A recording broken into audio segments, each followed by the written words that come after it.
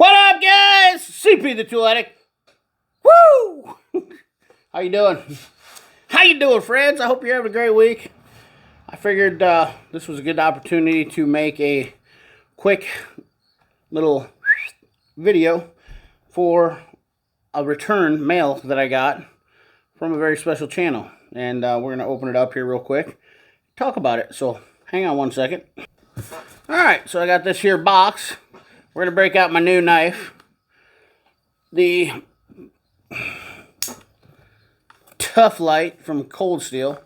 This came up on I don't know what it was. I was looking at, I'm a knife junkie, but I really like this for mechanic knife stuff. So we're just going to show you this little guy because the jimping on the back here is pretty cool.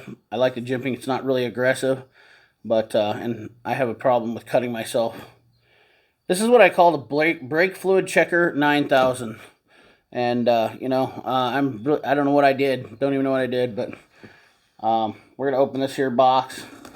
It's a nice knife. Doesn't hold a edge super well. It's an AUS A8 from Cold Steel. AUS A8 from Cold Steel. Just a nice little short knife. You can see with the 2 finger grooves in it. Gives a nice purchase. Lock back. Not spring assisted. The thumb opening is also kind of, you got to get it wore in. It's got some rough edges on it. I actually took a little bit of emery cloth to it and filed it off, but I think it's like $25. I'll throw a link in the description. Not a sponsor. If you guys are interested, one of those things, you know. I'm a knife guy. Let's see what we got in the box. I know you guys are really concerned about that. Aw, son. Oh, look at that. That was nice of them. They sent me back a... Is that mine? Huh. Did I send that with, or did they leave it in there? Maybe they sent that back to me. So we got back my my impact. My Mac Tools impact. Let me set this over here so I can grab stuff out of here. My impact. My Mac Tools air hammer, which I forget what they said it made for blows. I think it was right along the same size as the Ingersoll Rand. Probably won't see that on a video. But it's just my old gem, and it's done very well for the time and efforts that it's had in its life. So, been a good one. 2,300 blows per minute, 2,200. And if you go look at the torque test channel, you'll probably see that. I don't remember sending that out with. Maybe they gave that to me. If you did, thank you. Torque test channel.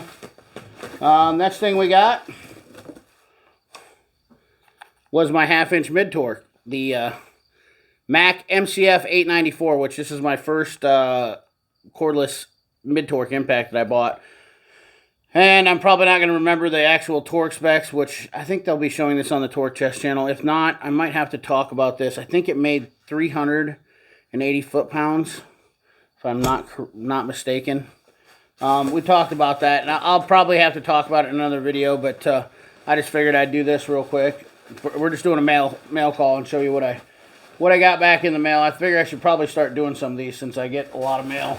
Anyways, the next thing we got back, oh yeah, Old Glory's back home. The BWP 152.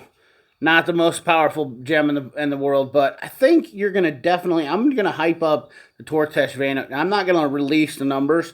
I'm going to let you watch the torque test channel. And I will tell you this. For the Milwaukee fanboys, you're going to be happy. And the DeWalt... and the Mac Tool hater DeWalt fanboys, where you're like, Mac Tools impact's not... You're going to want to watch this for sure. I think that we're definitely going to see some. We're definitely going to see some brows raised.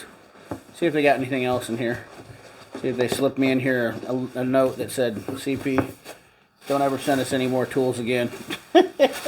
Great people out there. I got to tell you, I was actually impressed, and I'm actually impressed when I found out who actually is the torque test channel. I'm actually quite impressed.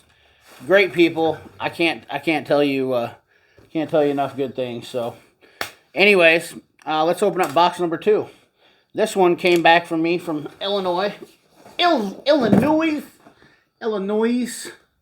Yes, Jansen Farm Court. Let's get this bad boy open. Get the packing slip out of the way.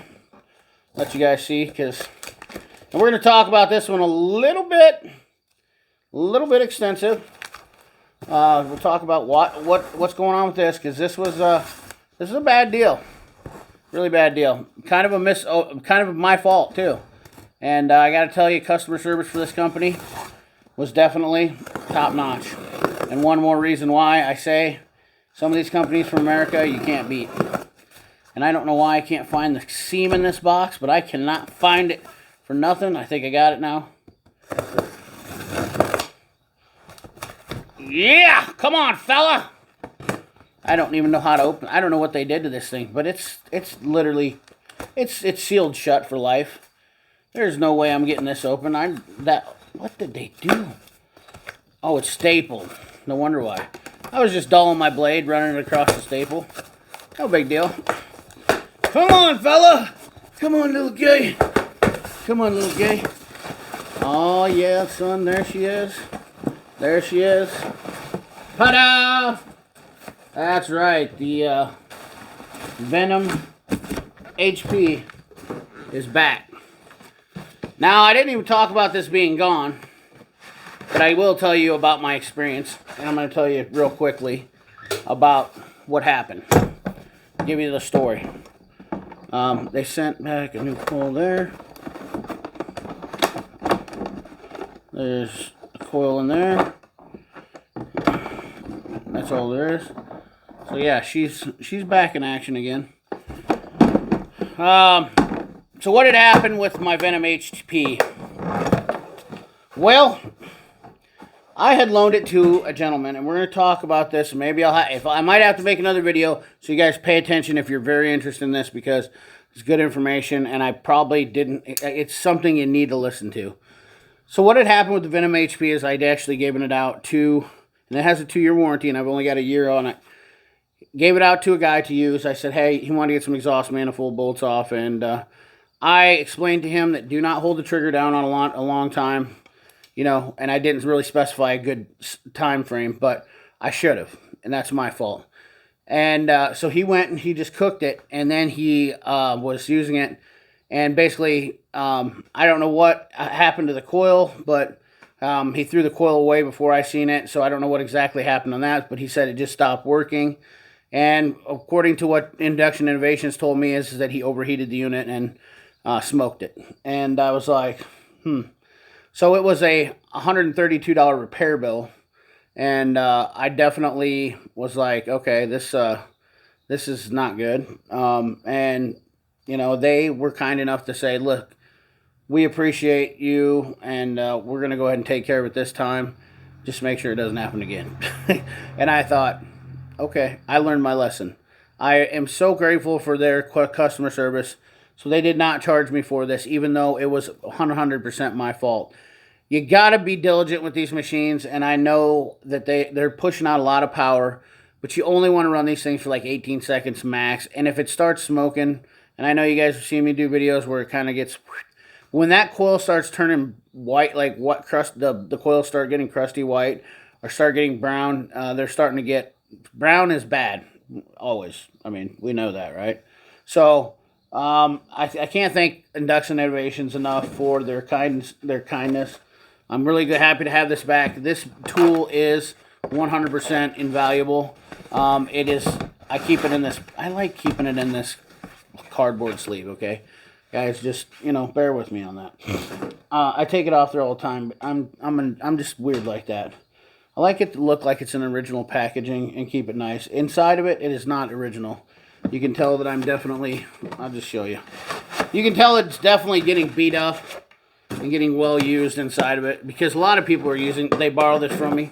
I don't know why I can't get people to buy their own, but it is definitely getting well used inside. There's crap inside here, there's dirt inside here, because it's always getting thrown around, but it's a great tool as long as you use it correctly. And it definitely needs to be more definitely needs to be more diligently understood that when you use these things, use them at very cautionably. Use them very limited use. Do not sit there and cook stuff. It is not. When I say hot dog cooker, that was a joke. That whole thing was, maybe I shouldn't have done that because I think people thought that on ferrous materials, you're going to smoke it. So anyways, we got the boys back. Pretty happy to have them back in town. Really missed my half-inch impacts. And that's it. That's the video. Mail call. It'll either be up this week, whatever. I don't know what day I'll put it up, but as always, guys, appreciate you. Remember, like, comment, share, subscribe. Ring that bell. Remember, keep your hands dirty and your money clean. Thanks for watching. Dee-dee.